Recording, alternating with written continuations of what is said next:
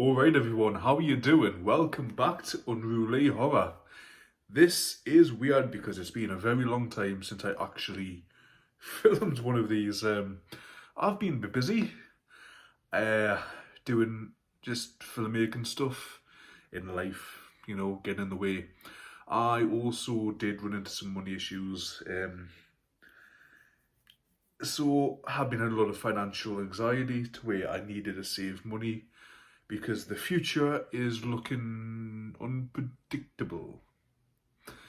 That's why I've been wary of buying from Amazon, because it gives me anxiety now to spend £25 to £30.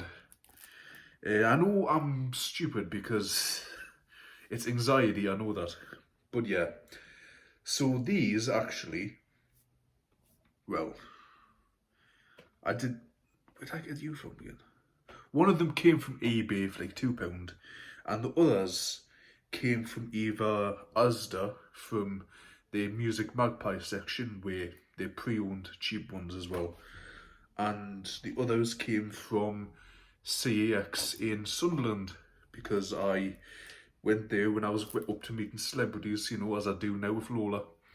And I went to CX and I don't know what happened, I just walked out with a bunch of DVDs because they were cheap. So yeah, if I can do this at least once a month, fine, that's perfect. Just depends if, you know, they have them what I want in. But I am going to try and start getting over this anxiety by buying stuff. I'm rambling on now anyway, so guys, I'm going to get into it. I'm just going to say I want to do more content. I want to try and build this channel up.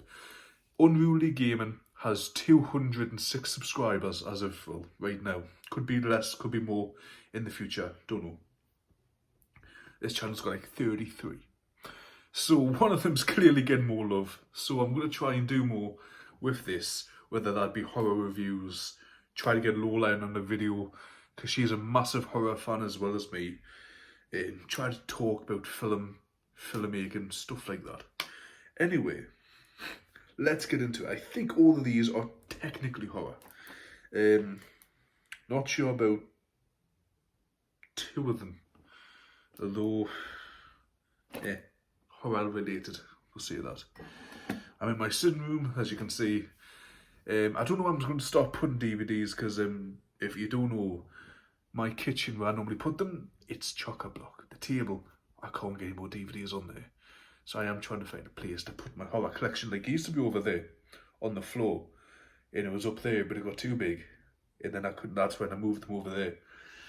So I'm thinking maybe like trying to get a shelf or something, because I need somewhere to put them. Anyway, let's get into it. First up, we have 10 Cloverfield Lane, the sequel to Cloverfield. I actually really like that. It's a found footage film, if you don't know, about a monster who destroys New York. And this is in the same universe. I remember the adverts when it came out. I remember seeing stuff. My shadow there, that's distracting, isn't it? God damn it. Unfortunately, if I close the thing, it's going to be too dark. And I don't know where the light is on my setup because it's no pin mic. Use the microphone, hang on. I'm using this lovely microphone right here. Yeah, I just don't know where the light that came with, because I use it for filmmaking. I use it when I'm BTS guy, you know, behind the scenes. So 10 Cloverfield Lane. Outside is dangerous, inside is terrifying. In the delicious, twisted new thriller from producer J.J. Abrams that's big on chills. After a catastrophic car crash, a young woman, Mary Elizabeth Winstead, wakes up in the survivalist's, John Goodman, underground bunker. He claims to have saved her from an apocalyptic attack that has left the outside world uninhabitable. I'm gonna have to get used to speaking. But as his increasingly suspicious actions lead her to question his motives, she'll have to escape in order to discover the truth. Yeah, so I can't remember what this is about. I never watched it. I just remember hearing lots about it. And then there's another Cloverfield paradox. If I'm not mistaken, I don't know if there's going to be another one, because I did see Cloverfield paradox getting a lot of hate online. But anyway, going to move on to another one, which I remember watching, and a friend recommended it to me, and I generally thought it was enjoyable because it was on the level of The Shallows. If you've watched The Shallows, where Blake Lively is stuck out on the rock where the shark going after her. It's Fall, covered up by a price tag. Fall. Now, don't watch this if you have claustrophobia. That's fear of enclosed spaces, like vertigo, or the fear of heights, or whatever the name is. Don't watch that. There's a lot of shots of down, just straight down. So The Fall is about two women who climb this old abandoned, radio tower. Experience a heart-pounding tale of survival from the producers of 47 metres down. 47 metres down versus, 470 in the air. A fast drop and a sudden stop await Becky and Hunter as they find themselves trapped 2,000 feet up an abandoned radio tower in the desert. Highly trained and resourceful, these climbers were still not ready for the eventuality. A series of unfortunate events sees their gear and supplies taken from them as temperature rises and vultures begin to circle. The chances of survival begin to fall rapidly. So like I say, it's The Shallows where they're trapped. But like it says there, from producers of 47 metres down, it's that as well, because it's that, they're trapped down below, and these people are trapped up a height, and is this a spoiler? Have you seen 47 metres down? Let's just say the twist on 47 metres down is similar to the twist in Fall. Gonna say nothing more about it. If you haven't watched 47 metres down, go watch it.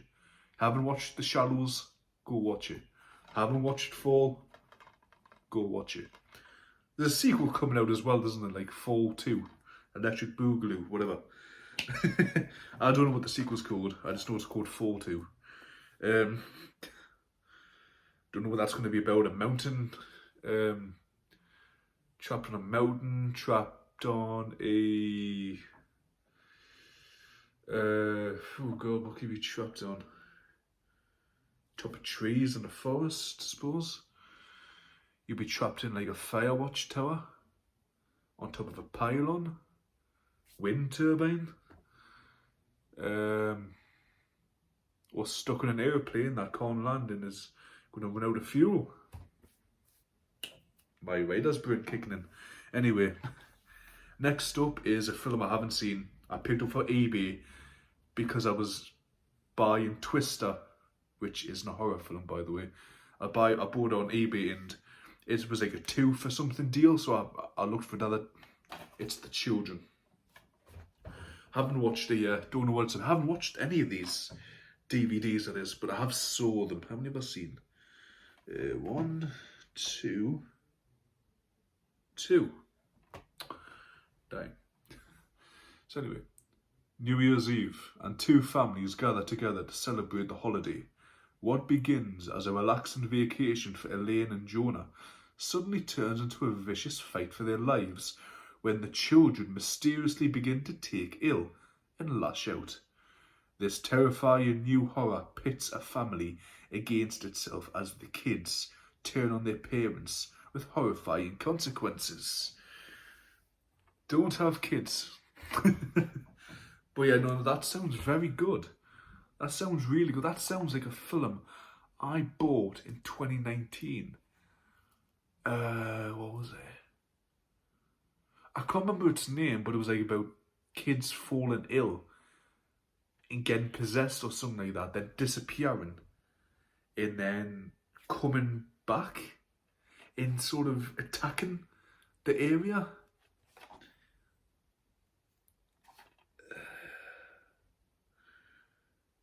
Like, I know it's not this one because it's different. I just can't remember the name of that film. If I can remember it when editing this video, I'll put it in, but for now, I can't rack my brain. Next up is a classic film and one of the earliest films I watched. The Birds.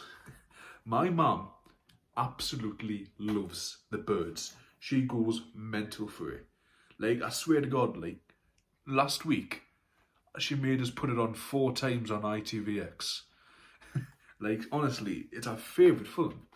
I mean, I don't blame her. It's beautiful. There's no score. There's no music. But that's the sound design is beautiful because it raises the tension. The silence actually does do something for the film, and it raises the tension. And all apart from that is birds chirping. Yeah, I would definitely say if you have not watched this, watch it. It's a 15. I would say it's a 15 just because it's a bit bloody in certain places. And there's the shot of the guy with no eyes. So, nothing equals The Birds for sheer terror when Alfred Hitchcock unleashes his foul fiends in one of his most shocking and memorable masterpieces. As beautiful blonde Melanie Daniels rows into Bodega Bay in pursuit of eligible bachelor Mitch Brenner, she is inexplicably attacked by a seagull. Suddenly, thousands of birds are flocking into town, preying on school children and residents in a terrifying series of attacks. Soon, Mitch and Melanie are fighting for their lives against a deadly force that can't be explained and can't be stopped. One of Hollywood's most horrific films of nature gone berserk. Famously, Tippi Hedren, who plays Melanie, mentally abused by Alfred Hitchcock, and sexually as well. And I'm pretty sure, like, she didn't want to work with him. Like, this was her first ever film, and she's amazing in it because she worked that close with Alfred, and Alfred coached her. And because he working that close, he like had in his mind that she was his property, and he wouldn't let her do things. He just whatever he wanted, because like Hollywood wanted her.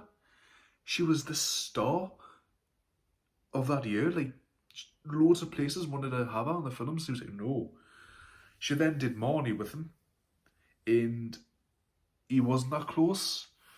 And because like she tried to get out of her contract, and she didn't work for like 2 years because he wouldn't let her out of the contract. And like, this is, pre, Hollywood days where there was contracts and you had to sign a contract with a director or a contract with a studio to be in films like this. So yeah. Great man, Alfred Hitchcock. Great man, but damn, did he treat her badly. Next up is a film I haven't seen, but sounds good just by the art on the box, on the cover. Dorothy, look at that. Don't tell me that the blue eyes aren't staring into your soul. Psychiatrist Jane Van Dop has been appointed by the court to travel to a remote island off the Irish coast to work on the case of Dorothy Mills, a teenage girl who has been accused of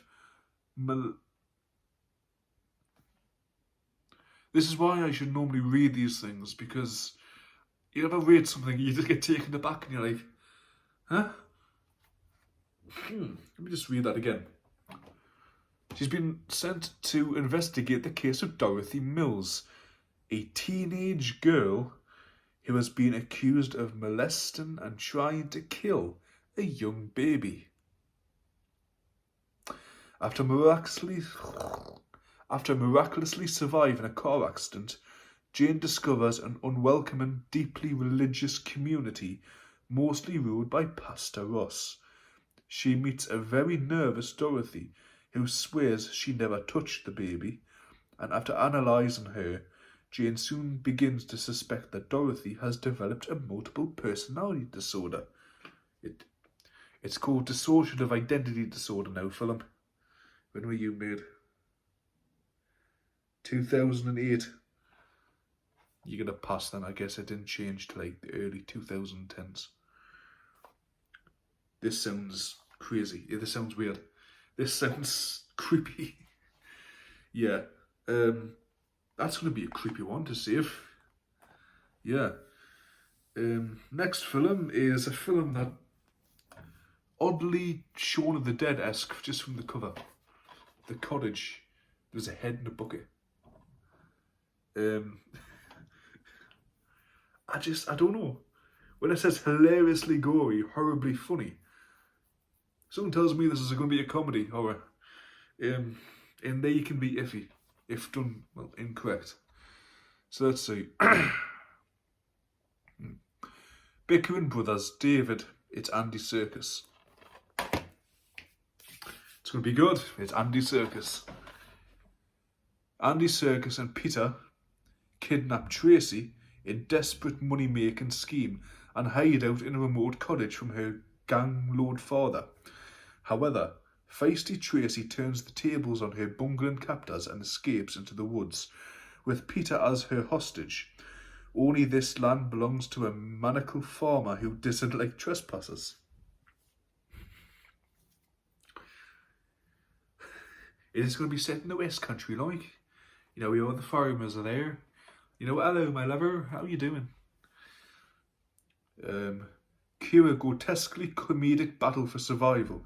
Who will survive in what will be left of them? Very Tuck and Dale v Evil. So yeah. That's just going to be a comedy of errors, isn't it? They're just going to die. And the farmer's going to be the villain. They're going to team up or something like that. That's actually going to be fun. Next up is a film, I believe, was 2019, I was right. It says right there, it's Crawl. I remember seeing this advertised all over because here in the UK we have this little entertainment programme which is on for like 5 minutes, which gives you the rundown of what's happening that week in the entertainment industry. And like at the same time, Toy Story was being advertised. This was being advertised. If the storm doesn't get you, they will. A Category 5 hurricane tears through Florida. Haley rushes to find her father, who was injured and trapped in the crawl space of their home. With the storm intensifying and water levels rising, the pair face an even bigger threat lurking below the surface. Producer Sam Raimi and director Alexandra Ager deliver an action-packed thrill ride with nasty bite. So hurricane happens, they get trapped in the crawl space, and gators or alligators or crocs invade their home. Isn't that just the average weekend for a Floridian? Like, surely that's how they pass their time in Florida. Well, so I'm told by juicy fruit snacks. Anyway, yeah, that sounds really good. I like a good creature feature like that. The last one I watched that sounded similar was stupid, what do you call it? I forget its name, but it's not worth remembering because it's, you know, about the tiger who is in the house and the chasing brother's autistic, and it's a completely inaccurate description of autism, and the advertised autism speaks at the end, and I put a tweet out against it to give it a 1-star review. Burning Bright. Yeah, sounds like that piece of shit film. Except this one sounds actually decent. It's made by decent filmmakers. I'm going to go on a rant. No. Back to Horror Lee. Apologies for that. Anyway, the last film for this month, June, is a one I've heard about, haven't watched because I didn't think it was horror, to be fair. And then a few years ago I find out it actually is a horror film and I need to watch it. Black Swan. Yeah, I remember when this came out. Like, I just thought it was a ballet movie. I was like, I don't want to watch that. Not really into ballet. Dance is cool. Don't know anything about ballet though. But then I find out it's actually a horror film. So anyway, Natalie Portman and director Darren Aronofsky. This provocative my words do not want to come out today. This provocative psychological thriller exhilarated audiences and critics on its way to becoming a must-see film of the year. Portman gives the performance of a lifetime as Nina, a stunningly talented but dangerously unstable ballerina on the verge of stardom. Pushed to breaking point by her driven artistic director and the threat posed by seductive rival dancer, Nina's tenuous grip on reality starts to slip away. As the pressure builds, Nina's all-consuming obsession spin out of control, plunging her into a waking nightmare that will threaten not only her sanity, but her life. This edition also contains a digital copy of the film. Now you can watch that got discontinued years ago. I have heard this about like a mind going and she starts to think she's actually transforming into a black swan. Like the bit I've seen is like feathers sticking with her skin and she's like pulling them, and it's like, oh, it's one of those films, yeah, where I was completely wrong about it for years, and I definitely should have watched this before. What's this? Includes digital copy. I'm pretty sure this like got discontinued in 2018. Yeah, like, is it ultraviolet? Is that what you call it again? I don't know. No idea. Anyway, guys, that's done for today. That is what I bought this month for June 2024. Apologies not being here since like what, February. Things are unpredictable at the moment. Like I say, I'm trying to save money and I'm trying to like get over this anxiety I have with money. But yeah, hopefully I can do more of these videos because I like them. I'm just in an issue of where to put my collection because I don't know where to put it. And I hope to make more content for you in the future, because having one video out a month is hurting the channel and it sucks just to do. So let's see what happens, shall we? Anyway, guys, thank you so much. Have a nice day.